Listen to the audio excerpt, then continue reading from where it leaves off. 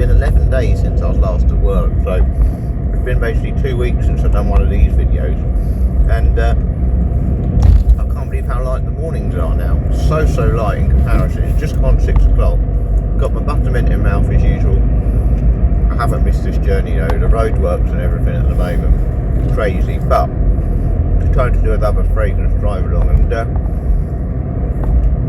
I wasn't really sure today what to do my video on, so I basically got the internet to give me some random questions I could answer regarding fragrances on my drive, and I have to say there are some random ones. There's some good ones as well, but there's some random ones, so we're going to just try and go through as many as we can during this drive, and yeah, if I've got time to do them all, I will do. But the first one was, does the name of a fragrance influence whether you buy it or not?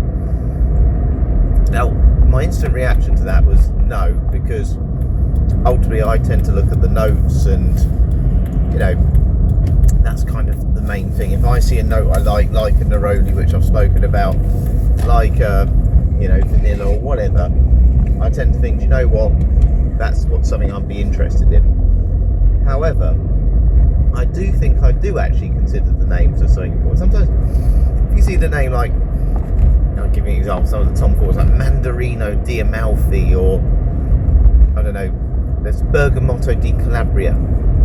It's got this sort of element of sort of quality about it. It sounds like it's going to be something high quality, you know, rather than just, I don't know, vanilla.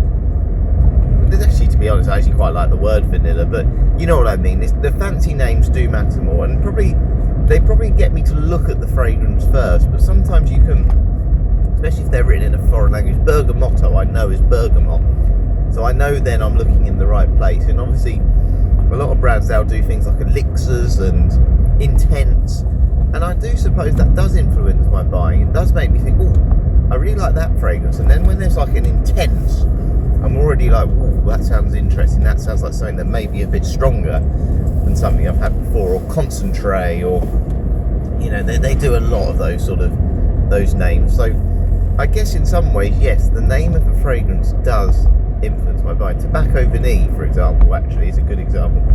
Tobacco Vanilla, and it was, you know, when you look at it, you know it's going to be like that Christmas spice sort of fragrance. Of course I went for it. You know, Noir Extreme didn't give me too much, so I'll be honest with you, I didn't look at that one as quickly as maybe some of the other Tom Ford. Lost Cherry, I knew there was going to be this sort of fruity vibe. So yes, I think name does actually influence vibe. Probably for me, it's probably the first thing you look at. Sometimes maybe the bottle is first. If you see a picture of a bottle, that may attract you first, and then I think the name comes second, and then I think the notes come third. So coming up with a good fragrance name, I do think definitely matters. And it can just, I think it should give the buyer a rough idea of what the fragrance is going to smell like, or what the notes might be, before they've even seen it. So I was going to say no initially, but now I think, particularly if someone who's initially trying to buy some new sprays, I probably do.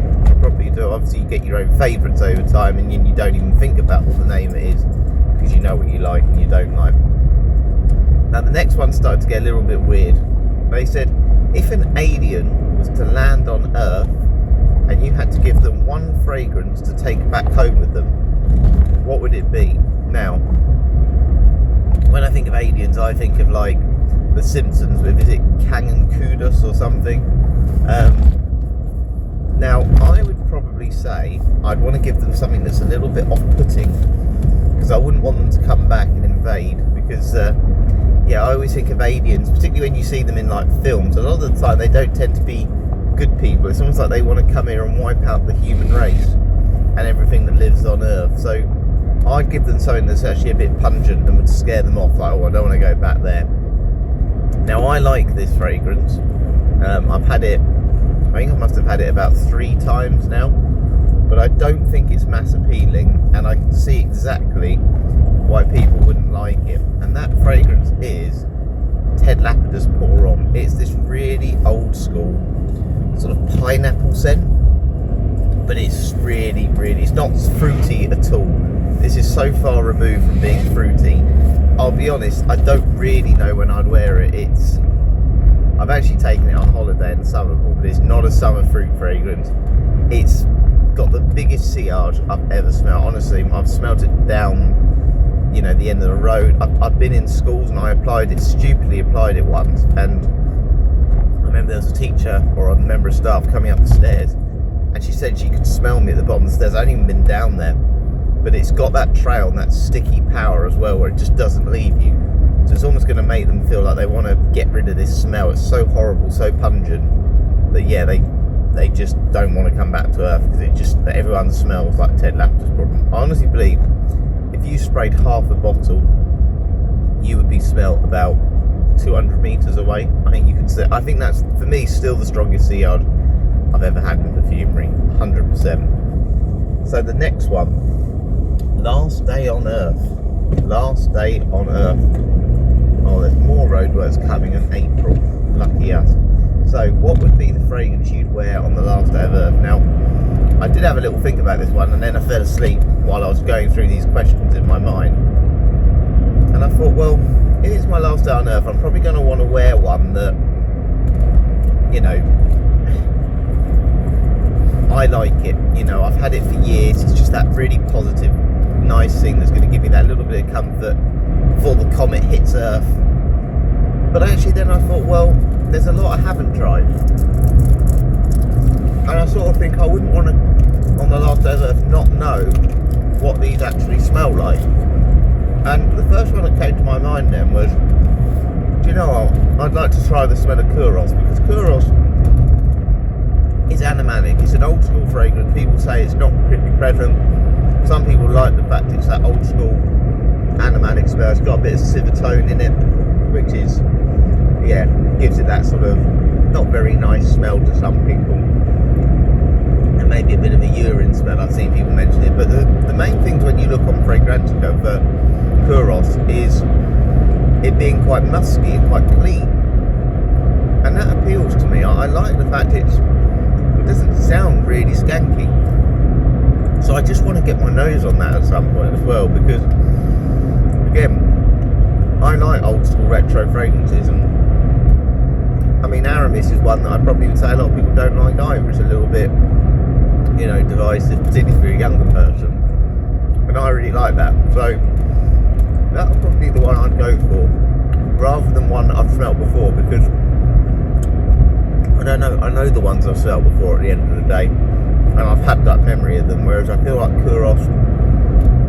would just be that really unique, interesting one that, again, what I find interesting with that, and same with Aramis, is these are fragrances that have been around a long, long time, but they've never really had any clones of them. You know, they're obviously popular because they've lasted the test of time, but there's never really been any clones of them. Now, Aramis I can understand, because, you know, it's not a huge bottle, you know, it's not an expensive fragrance, sorry, for the, you know, amount of juice you get. You can get 240ml bottle, 110.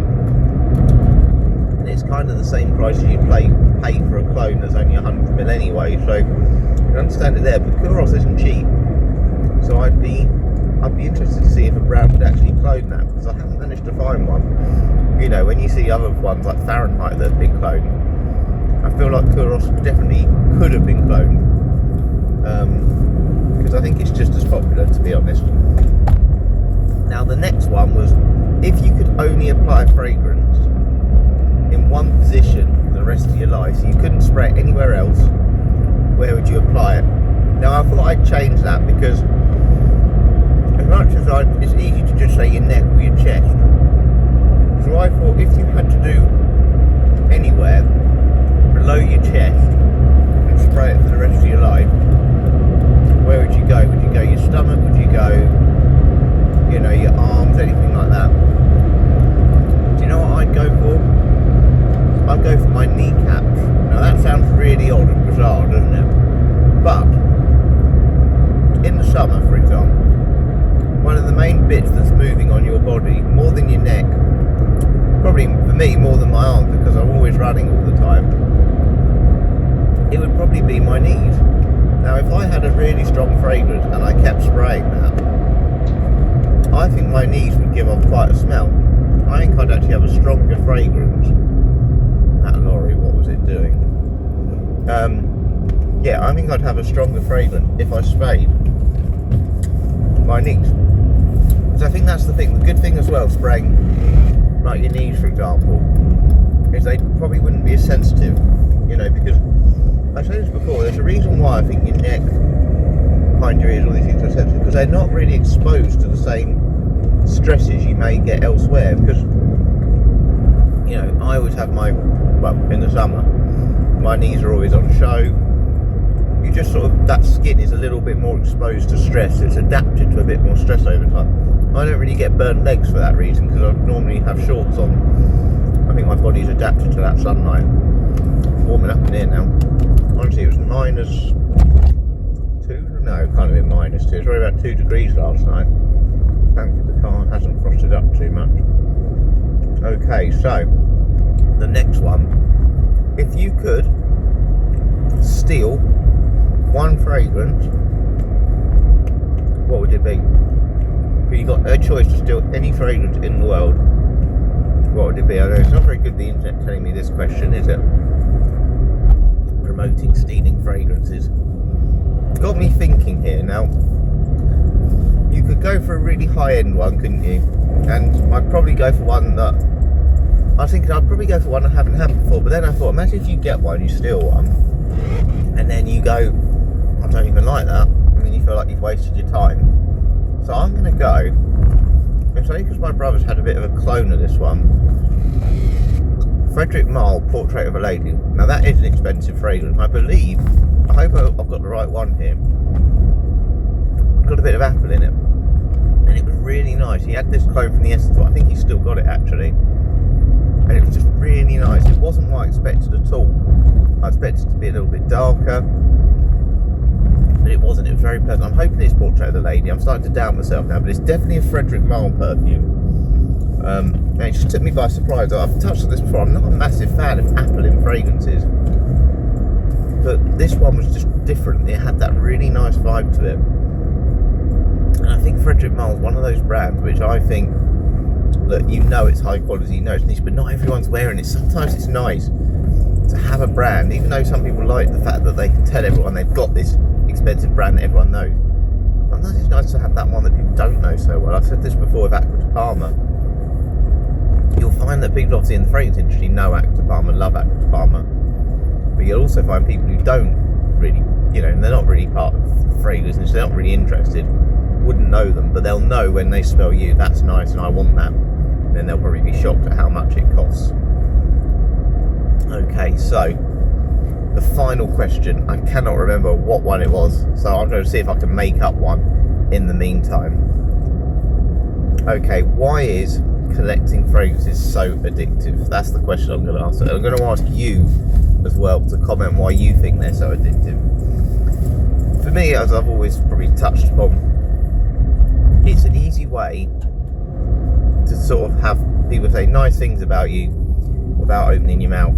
You know, just smelling nice. People may not even mention it. They may never say that you smell nice. And I've had this numerous times where then someone mentions it, and then the other person said, oh, I noticed you smell really good as well, but they don't ever say it, because it's a big thing for someone to sort of randomly say you smell nice. But some people will have the confidence to tell you. And I think it just improves, it makes you feel good overall.